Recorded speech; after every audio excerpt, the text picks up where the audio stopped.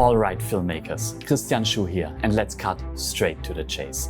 Today I'm gonna show you my method on how you can save hours and hours in editing. When I started filmmaking in 2015, all I had was a small laptop from Sony and Adobe Premiere Pro. And I was fully new to this program. I needed to learn everything by myself. It was a very steep learning curve, and today I'm gonna show you a little bit about the secrets that I found with editing.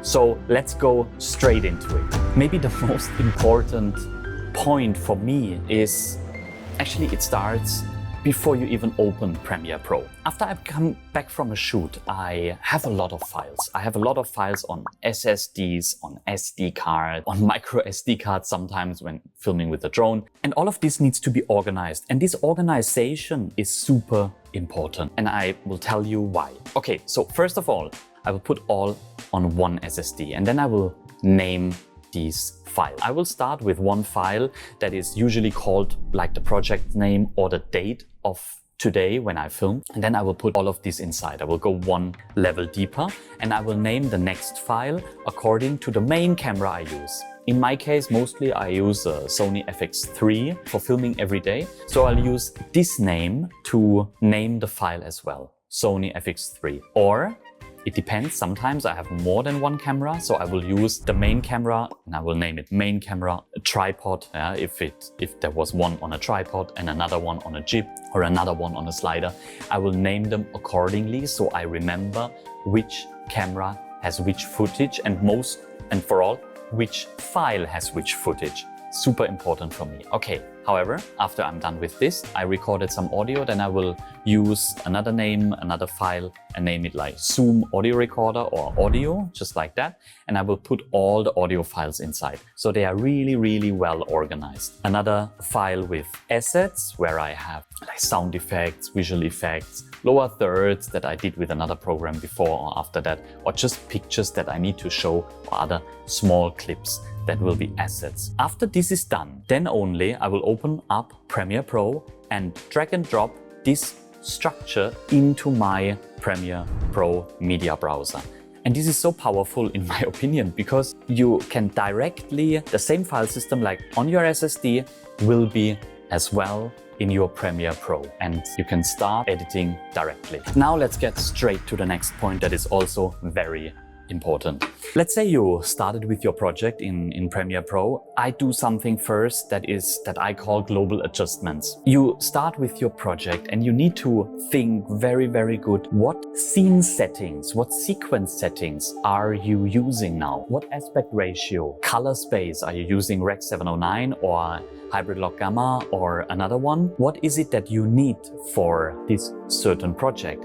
Changing that later will be not impossible. It is possible, but it will be a lot of hassle. You need to add so many things. You need to change your clips, your videos that you already edited. It's just, to be honest, very, very much pain in the ass. So as sooner you know how your sequence, how you want it to be, the better it is. And that brings me directly to the next point. Let's say you filmed an interview and this interview was 45 minutes or even 1 hour long. You don't want to edit this into several pieces and then do the audio and then refine the audio. Like for example, I do that in Adobe's Audition with a lot of plugins as well. You want to do that directly. So it's done and you can just cut and don't think about that anymore. So that's also one part that I mean with global adjustments. There are a few things you do first. You choose the sequence very, very wisely. You determine what frames per second you need, what color space you want, what aspect ratio you need. You take care of the audio.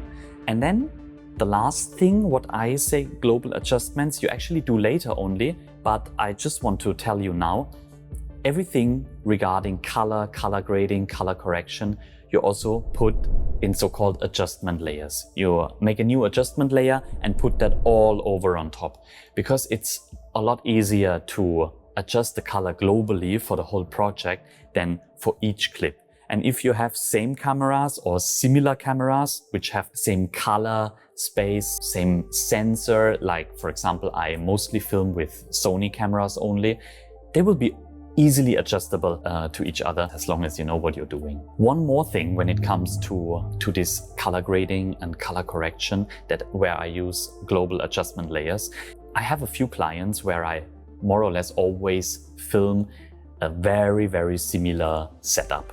It will be in the same room, the light will stand at the same space, the camera will be at the same space, the chip will stay at the same space. It's always more or less every time I'm there, usually depending on the schedule, once to twice a month, I will be there filming this format, and it will be the same always. So for these kind of things, I always prepare some kind of LUT for myself. This is the most easy thing. It's actually pretty easy. You just do the color correction and the color grading one time, and then you save these settings and export them so you can import them for the next time. And so that's what I like to do to keep my workflow as simple and fast as possible. All right. Next point that can save you hours in editing. It's called keyboard shortcuts. And even though this is also such a simple thing, it's super, super important. Back then when I started editing with Premiere Pro, I only had my mouse and I did everything with my mouse. But just imagine, you click on in point with mouse, you click on out point with your mouse, you click on cut with your mouse, you click to paste with your mouse. Everything you need to do with your mouse. It's quite tiring. For this, the software offers you a different solution that is a lot better than just using a standard mouse. Use your keyboard according to the Premiere Pro shortcuts. You can, for example, use C for cutting and V for turn to your mouse. I is in point, O is out point. You can even fast forward or fast backward, all with your keyboard. And this whole keyboard shortcut thing was actually quite a big thing for me because it saved me hours. It saved me a lot of time instead of clicking here, clicking there, and it's just a very smooth and easy way to do things. All right, let's come to the next point that will save you hours in editing. The next point is polishing. Now, after you have done your raw cut, have done all of these things, it's time for transitions, visual effects, sound effects, and speed ramps. And especially when it comes to transitions, I wanted to tell you something.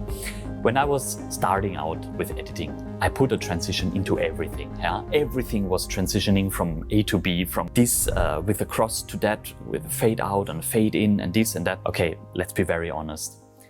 Use these transitions wisely. Not only it will save you time to adjust all of this, but it's just so often not necessary to use any transition. If we have a look at Hollywood movie productions, a normal movie, they have a few transitions, but mostly they are hard cuts. The cuts make sense in a Hollywood production, in a professional production, of course, but they are not fading out or fading in or going to black or going to white.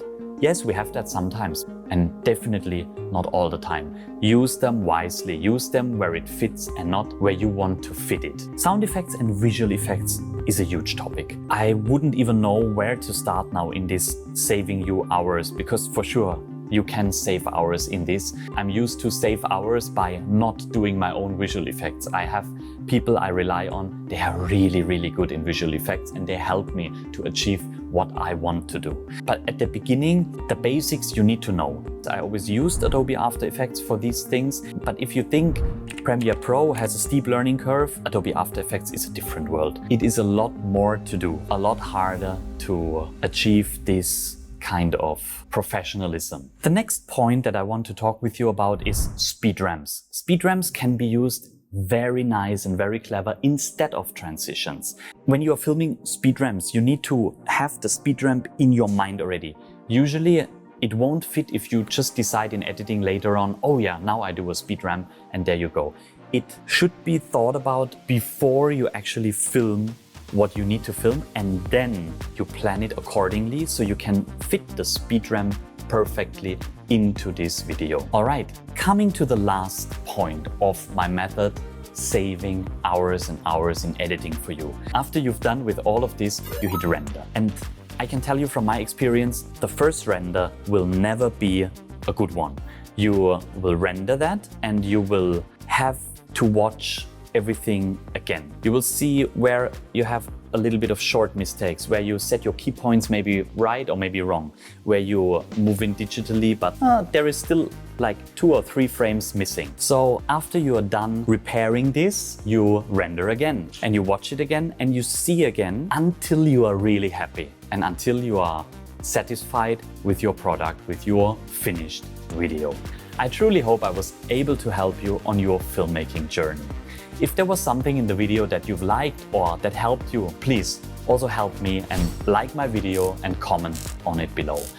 Subscribe to my channel Film Coach Chris and stay up to date with the latest filmmaking tutorials and tips and tricks around filmmaking. See you again and keep it rolling.